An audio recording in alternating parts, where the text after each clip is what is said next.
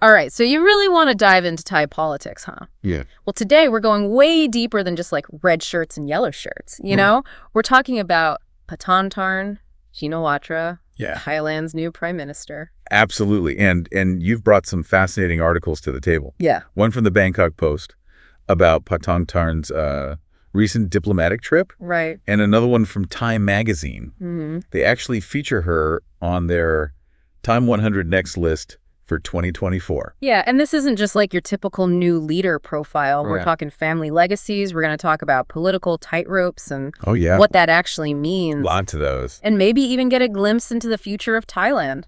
What do you say? Ready to jump in? Let's do it.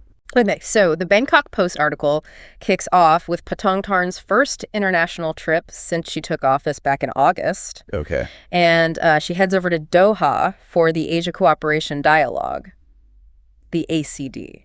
Now, this isn't just another like international meet and greet kind of thing. Right. The ACD is a major summit for, as the name suggests, cooperation between Asian countries on some pretty critical issues. Yeah. So a big deal for any leader, let alone someone as new on the scene as Paetongtarn. Yeah, and it even mentions in the article that Thailand will actually chair the ACD next year, right? That's right, which is fascinating because it shows just how quickly she's moving to establish Thailand. Wow. And herself as a major player on the world stage. Yeah, I mean, it's one thing to kind of show up, but she's definitely there to make a statement. Oh, absolutely. So what's she choosing to focus on? Well, that's what I find so interesting.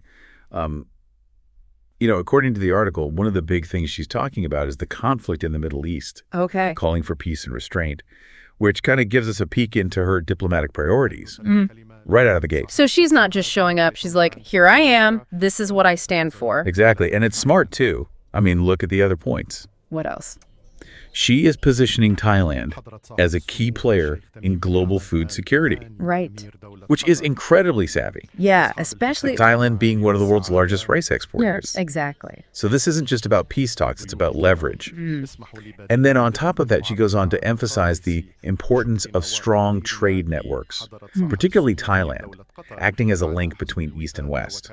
So really playing up Thailand's geographic and economic strengths. Oh, absolutely. I mean, this trip was definitely more than just shaking hands and taking pictures. No kidding. It was a strategic play, if you ask me. For sure. But speaking of strategic, Time Magazine put her on their 100 Next list for 2024. Yeah. I mean, that's a big deal, right? Huge. It means Time Magazine recognizes her as one of the rising stars who they believe will shape the future. Wow.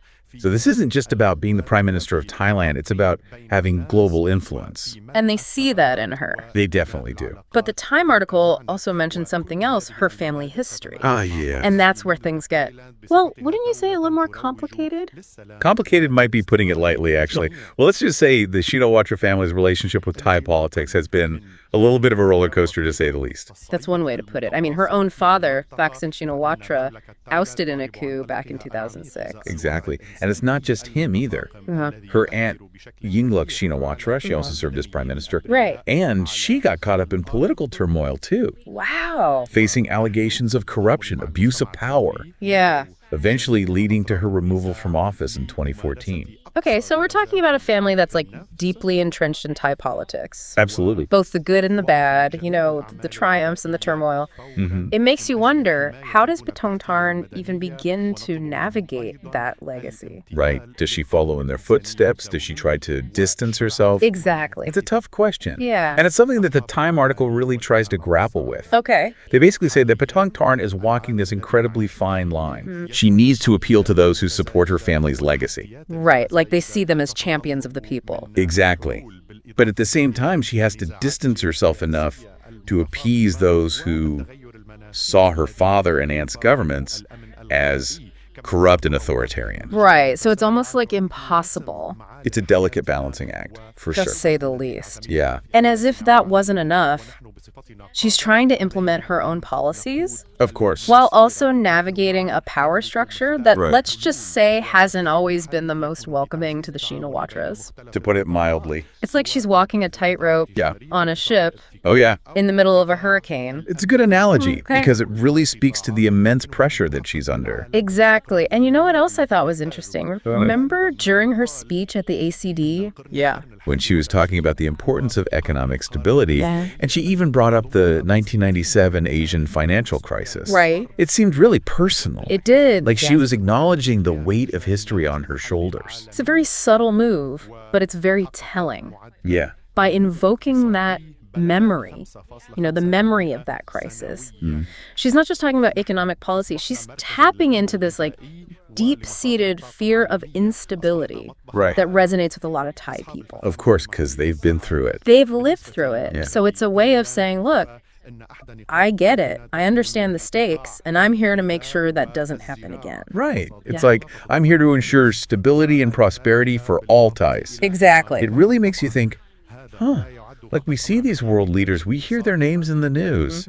But it's easy to forget that they're dealing with these incredibly complex situations. Well, absolutely. And the choices they make, they have these ripple effects, It's true. And I think Paetongtarn's story is such a good example of that. Totally. It's like a case study in the challenges facing leaders all over the world. Right.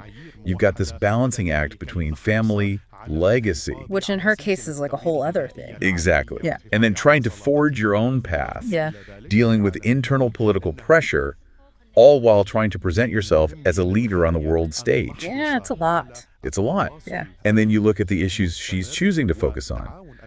Global, peace, food security, economic stability. These are things that affect everyone. Everyone. Yeah. Exactly. Yeah. And the way she's approaching it, using Thailand's unique position to kind of leverage its role as a key player, it's a strategy that other countries are paying attention to. For sure. So it's like, even though she's dealing with all this stuff at home, she's still thinking about the bigger picture. Exactly. And that's what makes her story so fascinating, but also a little bit nerve-wracking. Yeah, a little bit. Because on the one hand, you have her advocating for peace and cooperation on the world stage.